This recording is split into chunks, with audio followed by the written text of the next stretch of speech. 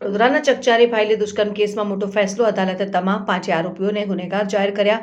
આગામી 25મી તારીખે સજાનું એલાન કરવામાં આવશે અને વર્ષ 2024 નવરાત્રિના બીજા નોરતે બની હતી અમાનુષી ઘટના. સરકારી વકીલોએ કોર્ટમાં ધારદાર દલીલો રજૂ કરી કેસમાં 45 સાક્ષીઓની જુબાની લેવામાં આવી હતી. સીસીટીવી અને ફોરેન્સિક પુરાવા મજબૂત સાબિત થયા. ગુનેગારોને કઠોરમાં કઠોર સજા મળે તેવી માંગ.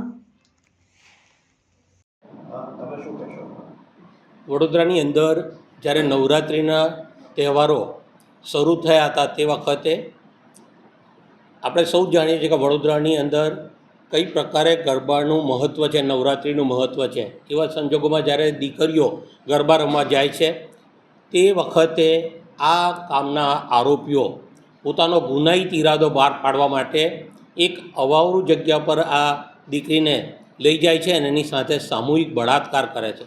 આ કેસની અંદર 5 આરોપીઓ હતા.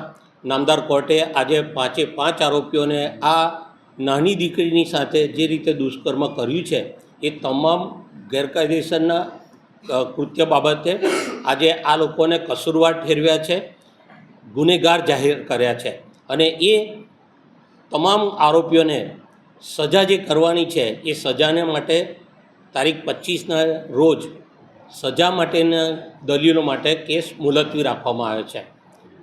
નવરાત્રિના બીજા દિવસે જ આ પ્રકારનું દુષ્કૃત્ય થયું. એ દુષ્કૃત્યની અંદર તપાસ કરતાં પોલીસે ઝીણવટભરી બધી તપાસ કરી છે. આ વડોદરા શહેરની અંદર જે અલગ અલગ જગ્યાએ લગાવવામાં આવેલા સીસીટીવી કેમેરાના ફૂટેજનો પણ ઉપયોગ કરવામાં આવ્યો છે. અમારી સ્પેશિયલ પ્રોસિક્યુટરની ટીમ સુરતના મુખ્ય સરકારી વકીલ નયનભાઈ સુખડવાલા, વડોદરા શહેરના સિનિયર ધારાશાસ્ત્રી શૈલેષભાઈ પટેલ અને હું આ કેસની અંદર સ્પેશિયલ પ્રોસિક્યુટર તરીકે હતા ત્યારે અમે આ આખો ગુનો નિઃશંકપણે પુરવાર કરેલો છે.